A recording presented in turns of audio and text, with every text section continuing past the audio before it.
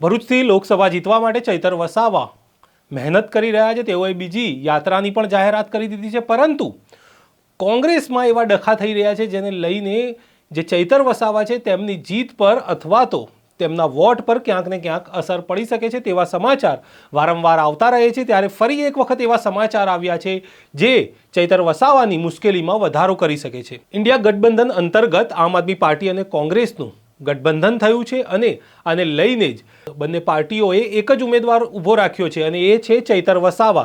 ચૈતર વસાવાની નામની જાહેરાત થઈ ત્યારબાદથી જ ફૈઝલ પટેલ અને મુમતાઝ પટેલ ક્યાંક ને ક્યાંક નારાજ જોવા મળી રહ્યા છે. ત્યારે કોંગ્રેસના વધુ એક નારાજ નેતાના કારણે ચૈતર વસાવાની મુશ્કેલીમાં વધારો થઈ શકે છે. તો કોણ છે આ નેતા અને કેવી રીતે ચૈતર વસાવાની મુશ્કેલીમાં વધારો કરી શકે છે તેની વાત કરીશું આ વિડીયોમાં.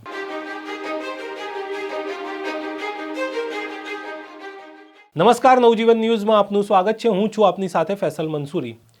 ચૈતર વસાવાએ સ્વાભિમાન યાત્રા 21 દિવસ સુધી કરી. ત્યારબાદ તેમણે નવી એક યાત્રાની જાહેરાત કરી કે જેમાં તેઓ ડોર ટુ ડોર પ્રચાર કરશે, લોકોના ઘરે જશે અને એવી રીતના પ્રચારનો નવો પ્રારંભ પણ કરશે એવી વાત તેમણે કહી છે. જ્યારે બીજી તરફ મનસુખ વસાવા જે ભાજપના ઉમેદવાર છે તે હાલ જે ડોર ટુ ડોર પ્રચાર કહો અથવા તો જમીન પર પ્રચાર કહો તે પ્રચાર નથી કરી રહ્યા, પરંતુ તેની સામે ક્યાંક ને ક્યાંક બીજી એક રાજનીતિ ચાલી રહી છે જેમાં મહેશ વસાવાને ભાજપમાં લાવવામાં આવ્યા. બીટીપીના અધ્યક્ષ એવા મહેશ વસાવા ભાજપમાં આવી ચૂક્યા છે. જ્યારે બીજી તરફ હવે એવી પણ વાત ચાલી રહી છે કે બીજા એક કોંગ્રેસના નારાજ નેતા છે જેમનું નામ છે સુલેમાન પટેલ. સુલેમાન પટેલ કોંગ્રેસથી નારાજ છે અને ક્યાંક ને ક્યાંક તેને લઈને જ ભરૂચમાં જે લઘુમતી સમાજ છે તેમાં પણ મોટું નામ ધરાવે છે, પરંતુ ક્યાંક ને ક્યાંક કેટલાક લોકો તેમને કોંગ્રેસમાં જ રહેવા માટે સમજાવી રહ્યા છે. પરંતુ આની વચ્ચે જ સુલેમાન પટેલનું નિવેદન સામે આવ્યું અને તેમણે જણાવ્યું કે મને સમાજની ચિંતા છે, પરંતુ જે રીતે થઈ રહ્યું છે તે ક્યાંક ને ક્યાંક મને મંજૂર નથી તેવી વાત તેમણે જણાવી. કાર્યકર્તાઓની વાત પણ કરી, પરંતુ હવે જોવાનું એ રહ્યું કે સુલેમાન પટેલ શું ચૈતર વસાવાને જે વોટ મળવાના છે તેમાં ભાગલા પડાવશે કે નહીં. કારણ કે એક તરફ ચૈતર વસાવા મજબૂત ઉમેદવાર છે અને સુલેમાન પટેલ કદાચ જો ભરૂચથી ઊભા રહી જાય તો શું તે જીતશે કે નહીં તે એક મોટો સવાલ લોકો પૂછી રહ્યા છે. કારણ કે ચૈતર વસાવા એક મજબૂત ઉમેદવાર છે અને તે જીતવાની સંભાવના પણ છે, કારણ કે એન્ટી ઇન્કમ્બન્સી છે જેને લઈને લોકો આ વાત કહી રહ્યા છે. પહેલા આપ સાંભળો કે જે સુલેમાન પટેલ છે જે કોંગ્રેસથી નારાજ છે તેમણે શું કહ્યું છે. અને એ ભરૂચ જિલ્લામાંથી કોંગ્રેસના પંજાનું નિશાન કાઢીને ઝાડુના પ્રચાર માટે નીકળવું પડે એવી પરિસ્થિતિમાં આપણે આજે આવેલા છે. તો એનાથી થોડા વ્યથિત થઈને દુઃખી થઈને મોવડી મંદિર પાસે રજૂઆત કરેલી અને આગેવાનોને મેં સ્પષ્ટ શબ્દોમાં કીધું છું કે હું કોઈ પણ નિર્ણય લેતા પહેલા નિર્ણય લેતા ખચકાવાનો નથી. હું જમીન પર કામ કરનારો માણસ છું.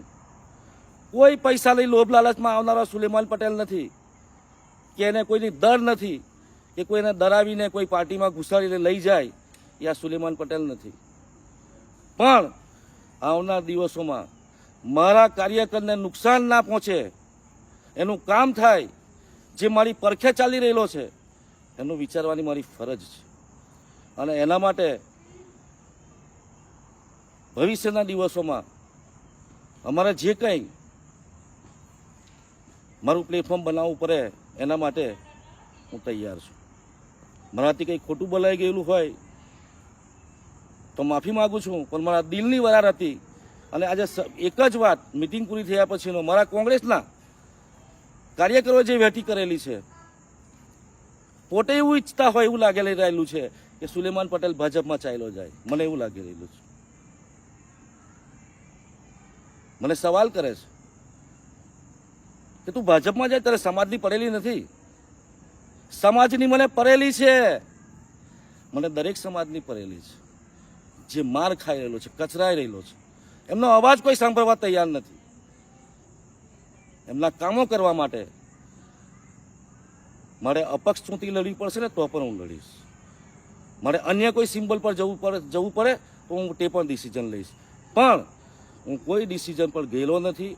હું 100% આ ડિસિઝનથી દુઃખી છું અને આહત છું કે તમે આમ આદમી પાર્ટી સાથે એલાયન્સ કરો. હાઈકમાન્ડનું ડિસિઝન છે, સ્વીકાર્યું હતું આપણે, પણ કમસે કમ જિલ્લા કોંગ્રેસ સમિતિ તમે પણ એને ખતમ કરવા બેઠેલા છો.